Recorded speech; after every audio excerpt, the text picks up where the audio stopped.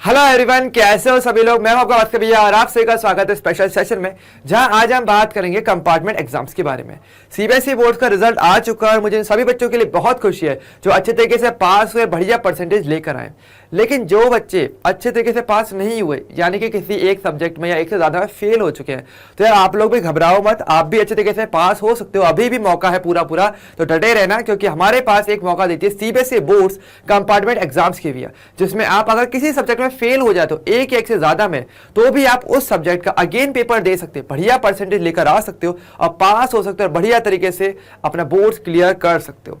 यानी कि आज हम किसकी बात करेंगे, आज हम बात करें हमारे कंपार्टमेंट एग्जाम्स की, जिसके हम सारी डिटेल देखेंगे अच्छे तरीके से, कौन दे सकता है और कैसे देना चाहिए पेपर, सिलेबस, रिजल्ट, डेट, हर एक चीज के बारे में आज हम बात करेंगे। ओके, ताकि आप अच्छे तरीके से अपने बोर्ड्स को पास कर लो बढ़िया तरीके से और आगे की लाइफ बढ़िया रखो। ओके, तो सबसे पहले हम बात करेंगे कि कौन इसको दे रहा है। तो जैसे मैंने बता ही दिया, सभी को पता ही है कि अगर आप किसी भी सब्जेक्ट में एक या एक से ज्यादा ही क्यों ना हो, अगर फेल हो जाते हो तो आप इस केस में क्या कंपार्टमेंट एग्जाम दे सकते हो। ठीक है, जिसकी मदद से आप उस पर्टिकुलर सब्जेक्ट का एग्जाम दोगे जिसमें आप फेल हुए हो, एंड अगेन उस एग्जाम को दे करके इस बार अच्छे तरीके से पास होकर के बढ़िया तरीके से अपने सीबीएसई बोर्ड से निकल सकते हो। तो पहली बात, कौन दे सकता है, जो कि फेल हो जाते हैं। ध्यान रखना, ये इंप्रूवमेंट नहीं है, ये कंपार्टमेंट होता है। कंपार्टमेंट एक तरीके से मान लो जैसे सप्लीमेंट्री एग्जाम होता है ना, बिल्कुल वैसे।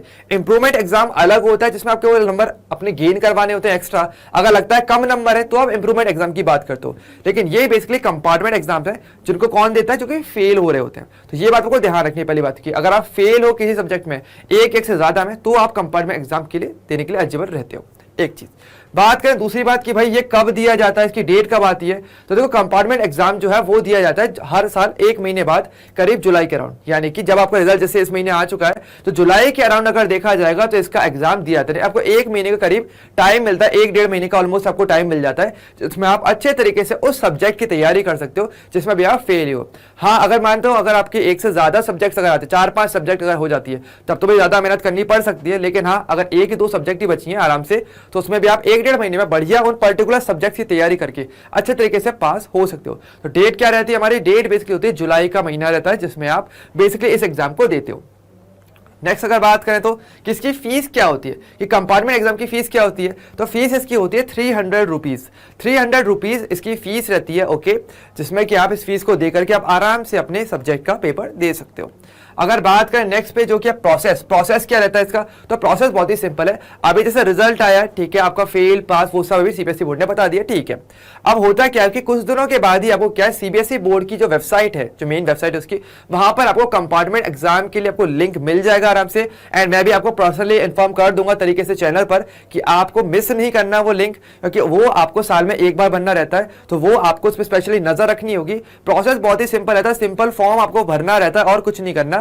तो बस अच्छे तरीके से बस आपको वेबसाइट पे जाना है, जो भी डिटेल्स उसमें बेसिक डिटेल्स चाहिए होती है बस वही आपको फिल करनी होती है। अपने सब्जेक्ट के बारे में थोड़ा बहुत बताना होता है कि हाँ ये सब्जेक्ट है जिसका कंपार्टमेंट एग्जाम देना है, और सिंपल अपनी फीस दे करके आप आराम से कंपार्टमेंट एग्जाम दे सकते हो। उसके बाद कब, आपके अराउंड जुलाई के अराउंड। ठीक है, तो ये चीज रहती है, सिंपल प्रोसेस रहता है। बस ध्यान यहाँ पे ये रखना है, प्रोसेस के दौरान नहीं, या पूरे प्रोसेस की बात करें, एक तो नेमिंग वो सब चीज आपको सही लिखनी है, नाम या स्पेलिंग का स्पेशली ध्यान रखना ही होता है कि हर एक डिटेल को सही से भरना, बस इतनी सी बात।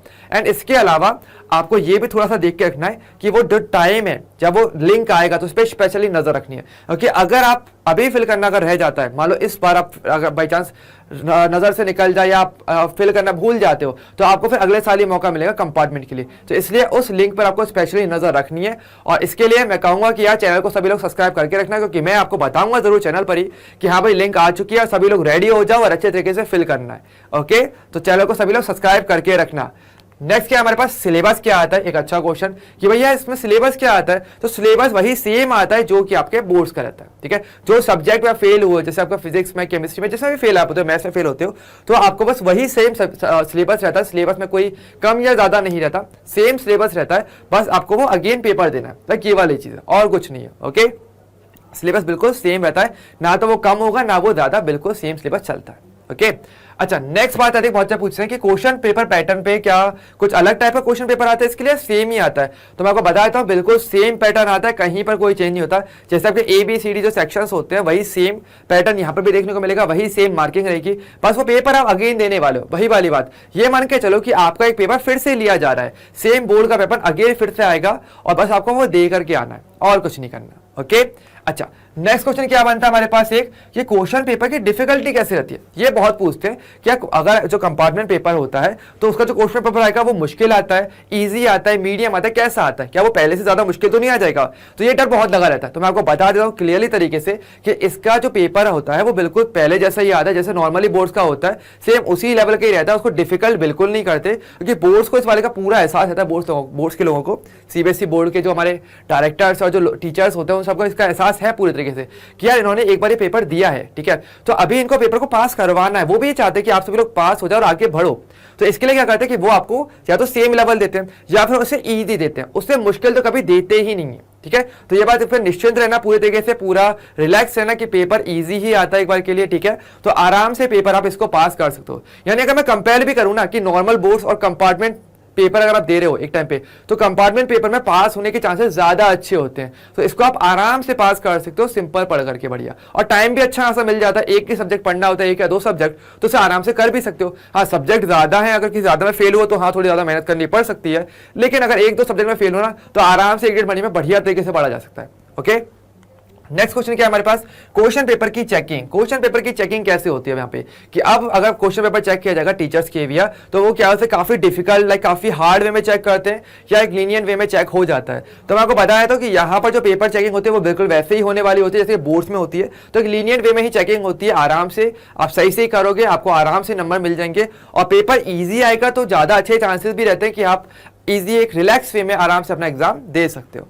ओके, तो चेकिंग भी क्या रहेगी, इजी रहती है, इतना मुश्किल नहीं रहता। लीनियंट वे में जैसा बोर्ड्स में होता है ना वैसे ही रहता है। तो ऐसा नहीं होगा कि बहुत हार्ड चेकिंग होने वाली, नहीं, सिंपल चेकिंग होती है। ओके, ये चीज रहता है। अब बात करते हैं इसका रिजल्ट कब आता है। तो रिजल्ट का वेट तो भाई रहता ही है। रिजल्ट कब आता है, इसका रिजल्ट बेसिकली आता है अगस्त के महीने में। यानी आपने आराम से पेपर दे दिया, अगले 1 महीने बाद, 1-1.5 महीने बाद आपका पेपर हो जाएगा जुलाई में, और उसके बाद 1 महीने बाद अगस्त के टाइम पे आपका रिजल्ट भी आ जाता है। तो आप आराम से अच्छे तरीके से पेपर दे करके रिजल्ट आपका आ जाएगा और आप आराम से क्या है फिर अपना रिजल्ट देख भी सकते हो। ज्यादा टाइम इसमें नहीं लगता, क्योंकि टाइम वेस्ट नहीं करवाना होता। बोर्ड्स को पता है इस चीज अच्छे तरीके से कि हम इस टाइम पे बोर्ड्स या पेपर की चीजों को लेंथ नहीं कर सकते, ठीक है। यानी ऐसा नहीं कि आप टाइम खींचे जा रहे हो, ये नहीं कर सकते, क्योंकि इससे आपका फ्यूचर डिसाइड होने वाला है ना। इसलिए तो बहुत इंपॉर्टेंट रहता है कि आप तरीके से जल्दी आप पास हो जाओ और बढ़िया तरीके से आगे बढ़ जाओ। ये बोर्ड भी चाहता है, ठीक है। तो इसलिए आपको भी थोड़ा सा एफर्ट तो करना बनता ही है।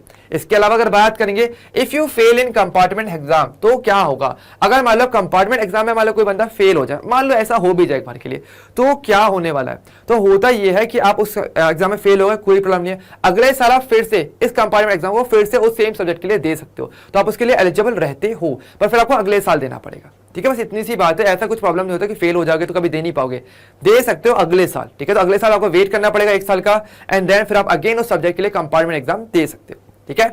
अच्छा, नेक्स्ट है मेरा कंपार्टमेंट एग्जाम और इंप्रूवमेंट एग्जाम में मैंने जैसे बताया भाई डिफरेंस होता ही होता है। इंप्रूवमेंट एग्जाम बेसिकली होता है किसी एग्जाम में आपके नंबर कम आए, किसी सब्जेक्ट में कम आए, तो आपको उसके नंबर को इंप्रूव करना है, बढ़ाना है, तो आप इंप्रूवमेंट एग्जाम की बात करते हो। जैसे कि 40-45 नंबर आए और आपको चाहिए कि नहीं यार मुझे और नंबर चाहिए, तो आप इंप्रूवमेंट एग्जाम दे सकते हो। कंपार्टमेंट एग्जाम्स उनके लिए, जैसे मैंने स्टार्टिंग में बताया था, ये उनके लिए होता है अगर आप फेल हो जाते हो तब आप कंपार्टमेंट एग्जाम देते हो, ठीक है। ये चीज रहती है बेसिक बात, ठीक है, क्लियर।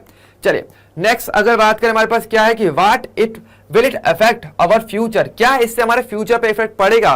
तो ये एक बहुत बात रहती है कि डर लगता है कि यार क्या यार अगर मैंने कंपार्टमेंट एग्जाम दे दिया तो क्या मार्कशीट में तो नहीं आएगा, क्या लिखा तो नहीं रहेगा कि हाँ आप एक बार फेल हो चुके हो एंड अगेन आपने पेपर दिया, ऐसा लिखा तो नहीं आएगा। तो मैं आपको एक बार बता देता हूँ कि कंपार्टमेंट एग्जाम जब दिया जाता है किसी भी स्टूडेंट के भी, जितने भी सब्जेक्ट में आप फेल रहे हो, चाहे आप जितने भी सब्जेक्ट में कंपार्टमेंट एग्जाम क्यों ना दे लो, आपको हमेशा नई मार्कशीट बन के आती है। यानी पुरानी मार्कशीट तो चलो ठीक है, वो तो चलो बनी हुई है, ठीक है, लेकिन कंपार्टमेंट एग्जाम देने के बाद क्या आपको पूरी एक नई ब्रांड न्यू मार्कशीट आती है, जिसमें कहीं नहीं लिखा होता कि आपने अगेन फेल हुए या आपने अगेन एग्जाम दिया, ऐसा कुछ नहीं लिखा रहता। वो प्रॉपर्ली ब्रांड न्यू आती है, जैसे कि नॉर्मल मार्कशीट होती है बिल्कुल वैसे आएगी, और जो फाइनल मार्क्स आपके होंगे वही उसमें लिखे आते हैं। ऐसा नहीं होगा कि पहले आपके फेल हो गए थे तो आपके इतने मार्क्स थे, ऐसा कुछ नहीं आएगा, ना कोई स्टार मार्क कुछ नहीं, ना एफ कुछ नहीं लिखा रहता। सिंपल आती है नॉर्मल मार्कशीट, एकदम ब्रांड न्यू बन के आएगी बढ़िया सी, जिसमें आपके हर एक में पासिंग स्कोर आपको दिख रहे होंगे। फाइनली पुराने सब्जेक्ट से तो हूबहू आ जाएंगे, उसमें तो चेंज होना ही नहीं है। कंपार्टमेंट एग्जाम जिस सब्जेक्ट के दिए होंगे उसके जो फाइनल रिजल्ट अब जो कंपार्टमेंट एग्जाम के बाद आएगा, जो अगस्त में जैसे मैंने बताया आता है, तो बस वो आपको वहां पे मिल जाएंगे आराम से। तो आपको कोई ऐसा प्रॉब्लम नहीं हो कि हाँ भाई आपकी फ्यूचर पे इफेक्ट करेगा, किसी को नहीं पता चलता है, सिर्फ आपको पता चलेगा, आपकी फैमिली को पता चलेगा कि हाँ भाई आपने एग्जाम दिया, ये नंबर्स आए, ठीक है। और इसके अलावा अपने अगर फ्रेंड्स या रिलेटिव्स को बताते हो खुद से तो उनको पता चलेगा, अदरवाइज आप मत बताना, आराम से किसी को पता नहीं चलेगा, अपने अंदर की बात रहेगी, कोई प्रॉब्लम की बात नहीं है, ठीक है। तो आराम से बढ़िया तरीके से अगर आप फेल हो किसी सब्जेक्ट में, कंपार्टमेंट एग्जाम देना, पास हो जाना, और ये डर बिल्कुल मत रखना कि हाँ भाई किसी को पता चल जाएगा, फ्यूचर पे इफेक्ट तो नहीं पड़ेगा, भाई आगे जॉब भी करनी है, बहुत सारी चीजें करनी है, तो भाई कोई कहेगा तो नहीं। तो ऐसा कुछ नहीं होने वाला, कोई डर की बात नहीं है, आराम से पेपर देना, कोई रिजल्ट पे कोई इफेक्ट नहीं पड़ता है। बस आपको नई मार्कशीट बन के आ जाएगी आराम से, ताजा ताजा बढ़िया तरीके से मार्कशीट को रखना, एंड वो आपको आगे फ्यूचर में काम आएगी, पुरानी वाली मार्कशीट का कोई रोल नहीं ही बचता है। तो ये बेसिकली बात होती है हमारे कंपार्टमेंट एग्जाम के लिए। तो आज की रही हमारी, जिसमें हमने बात किया हमारे कंपार्टमेंट एग्जाम के बारे में। तो सभी लोग बस अच्छे तरीके से पढ़ना, आराम से पेपर निकल जाता है, ईजी पेपर आता है जैसे मैंने बताया। एंड स्पेशली आपको लिंक के लिए जरूर ध्यान रखना है, सीबीएसई बोर्ड की वेबसाइट पर जब भी लिंक आएगी, कुछ दिनों में आ जाएगी, 3-4 दिनों में, तो उसका जरूर आपको नजर रखनी है, क्योंकि वो मिस हो गई तो आपको फिर अगले साल भरना पड़ेगा, ठीक है। तो ये गलती नहीं करनी है, इसका अच्छे से यूज करना है। इस टाइम का आपको 1-1.5 महीने का टाइम रहता है, उस सब्जेक्ट को या सब्जेक्ट्स को एक से ज्यादा भी हैं तो भी आप उसको बस अच्छे से पढ़ लोगे, बढ़िया तरीके से अपना पेपर निकाल लोगे, एंड अपना कोर्स क्लियर करके आप आगे बढ़ सकते हो। ओके, तो आज के लिए इतना ही, अब हम मिलेंगे नेक्स्ट सेक्शन में, तब तक के लिए bye bye and take care.